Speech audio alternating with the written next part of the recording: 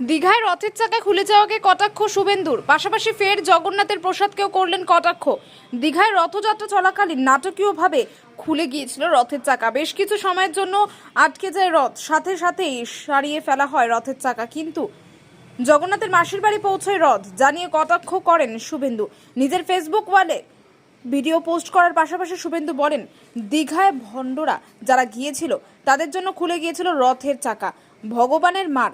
পাশাপাশি ডিএ নিয়ে বলতে গিয়েও দীঘার জগন্নাথের প্রসাদকে কটাক্ষ করেন। তিনি বলেন 100 কোটি টাকা দিয়ে হালাল গজা তৈরি করতে পারেন, ডিএ দিতে পারেন না। রথ যেতে পারেনি মাসির বাড়ি, তথাকথিত মাসির বাড়ি, ভগবানের মা।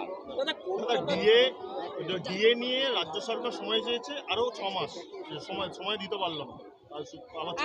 ওই হালাল গজা পেড়া খাওয়ানোর সময় টাকা ছিল না, মুসলমানের হাতে তৈরি করেছে হালাল গজা।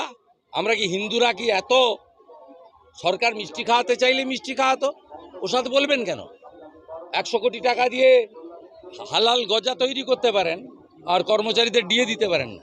একজন সংখ্যালঘু সম্প্রদায়ের তৃণমূল ছাত্র পরিষদ নেতা, যিনি অনেকদিন আগে কলেজ পাস আউট, আরেকজন নেতা যিনি সংখ্যালঘু সংখ্যাগুরু নয়, তৃণমূল মানে চোর, তৃণমূল মানে ধর্ষণকারী। তার প্রভাব এত বেশি দাদা। তা তো ভাইপোর সঙ্গে ছবি আছে, আমি পোস্ট করেছি। মুখ্যমন্ত্রীর ভাইপোর সঙ্গে ছবি আছে, যিনি কোম্পানির সেকেন্ড ইন কমান্ড। আপনি ছবির কি করে? আপনার ক্ষমতা আছে নাকি? আমি যদি এক্সে না দিই আপনি দেখাতেই পারবেন না ছবি, আপনারাই পারবেন না আমাকে বলছেন।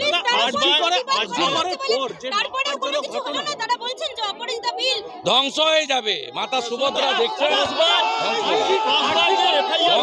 ব্যুরো রিপোর্ট, উত্তরের প্রহরী।